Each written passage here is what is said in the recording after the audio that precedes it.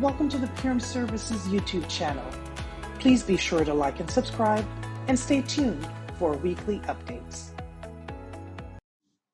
Welcome to the PEARRM Services Leadership Wellbeing podcast, the podcast where we encourage leaders to be role models. Today is the start of Black History Month, and I want to encourage all my listeners to pause and learn something new about Black history that you may not have known before.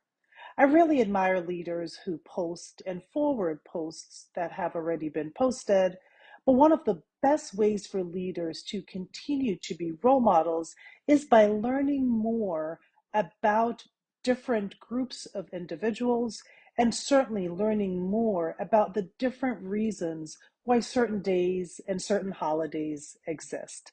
So, whether or not you're a Black leader, whether or not you have Black employees on your team, I encourage you to learn something new today about Black History Month and also to learn something new whenever you have the opportunity to find out something that helps you be more connected with your employees and the greater world. Today's topic is focused on how can leaders continue to be well-being role models while ensuring that they are perfectly managing the balancing act that comes with leaders.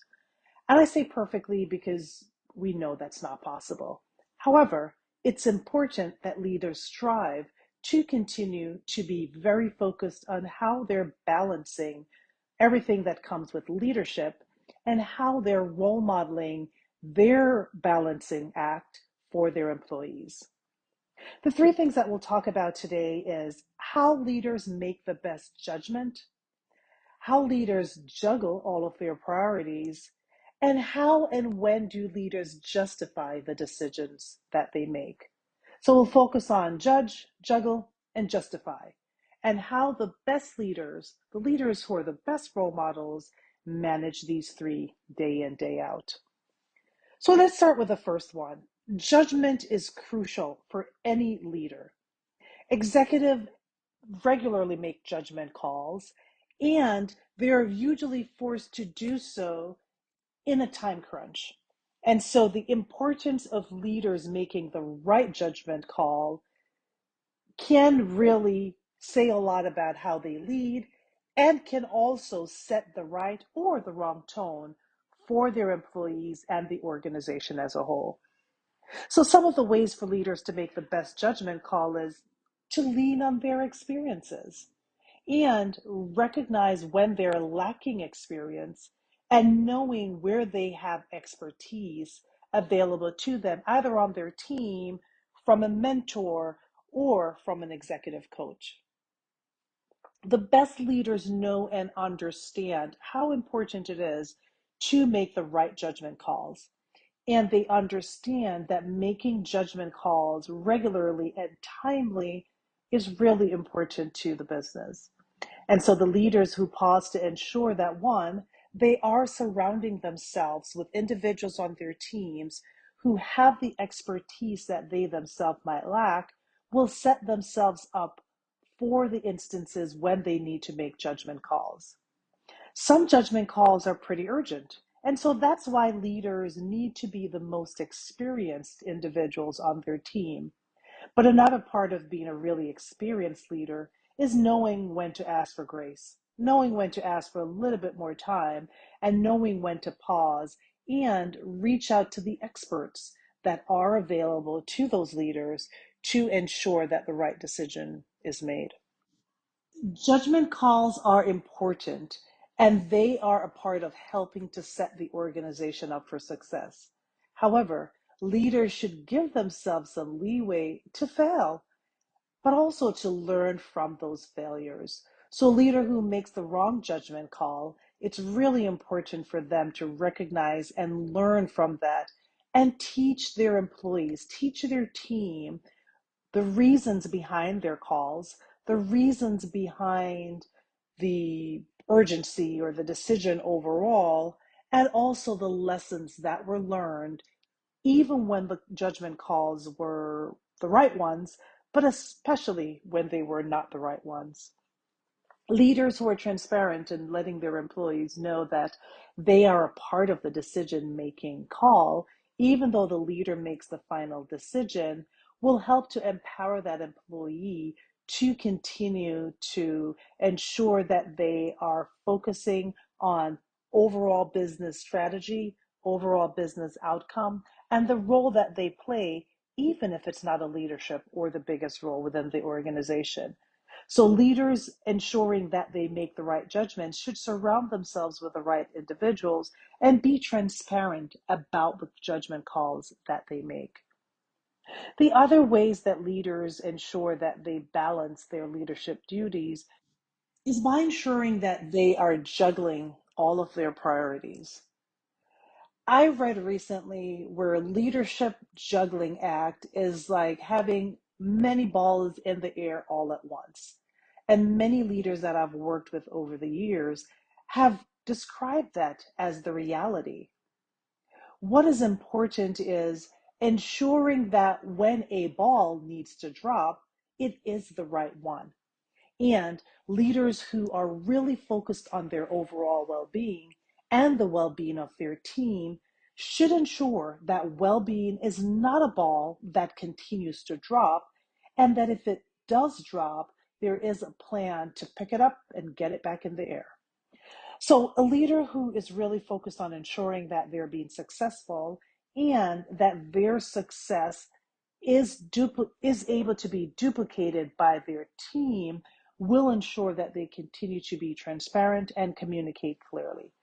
So, what are the areas of their leadership that cost the most time? And what are the areas of their leadership that they can delegate? What are the areas that they cannot delegate?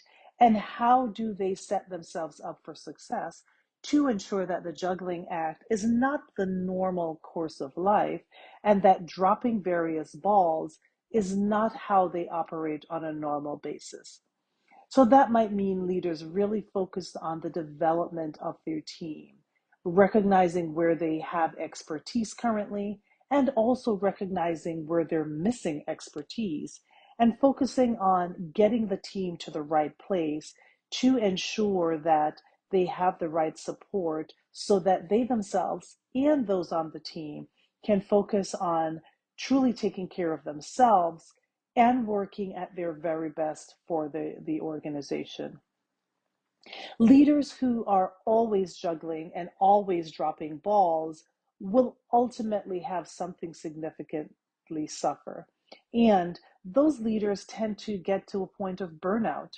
So, a leader who is very focused on ensuring that they are surrounding themselves with the right individuals to help set themselves up for success, and that they're encouraging their teams and inspecting to ensure that their teams are doing the same will not only set themselves up for success, but will set up the organization for success. As leaders are focused on making sure that all of the responsibilities within their oversight is taken care of, the way to truly be successful is to set boundaries and to ensure that they are clearly communicating what those boundaries are, and that they're also clearly communicating what is the next area of escalation. So if and when a leader is unable to meet with their employees or to meet their responsibilities, who are the individuals that their employees can go to for assistance, and who are the employees who can fill in for them, at least to a percentage of the point. This also speaks to succession. Who are the individuals that the leaders are setting up to take their role 100% of the time later on, or partially when they're out and want to make sure that they are unplugging?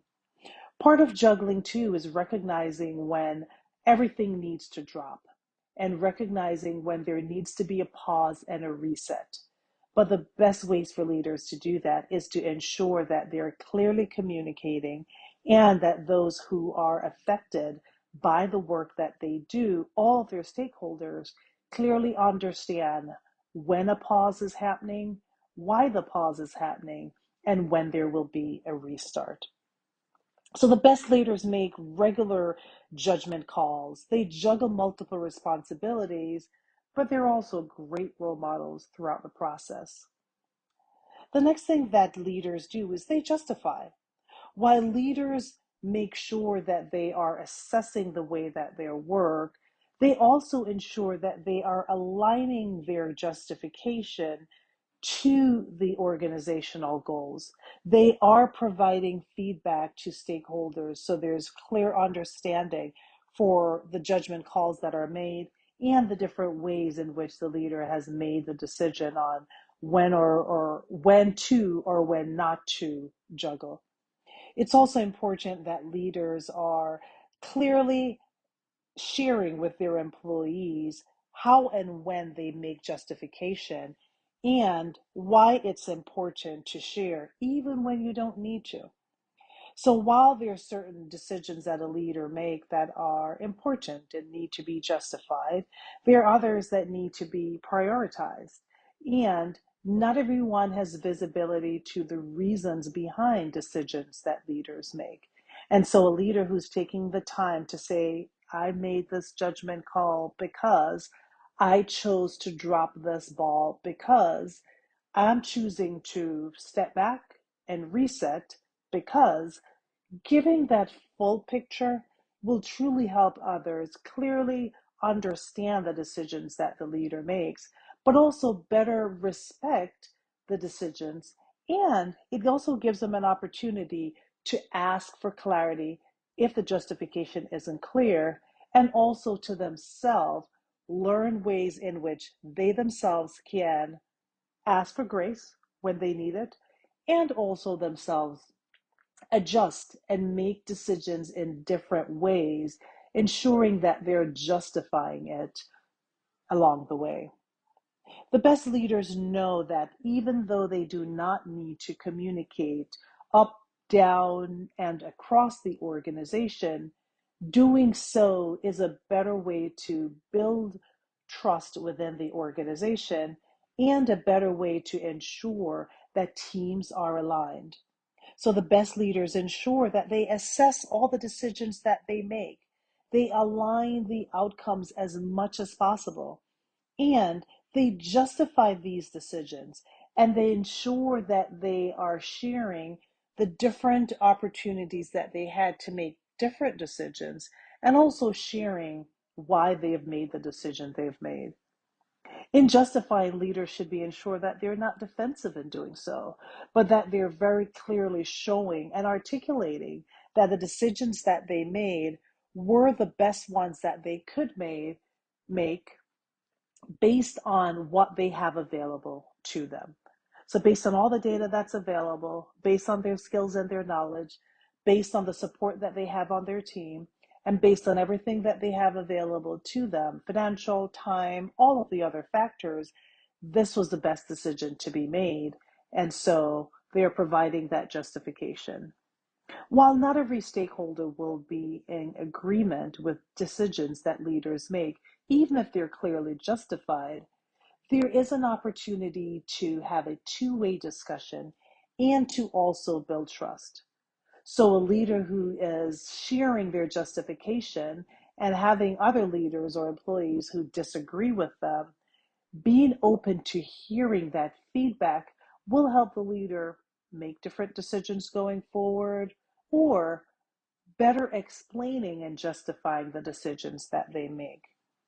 While the best leaders do not need to justify decisions that they make, doing so will help them to create better relationships within the organization and also better set themselves up for success going forward within the team. The best leaders need to ensure that they are balancing their well being and their overall career.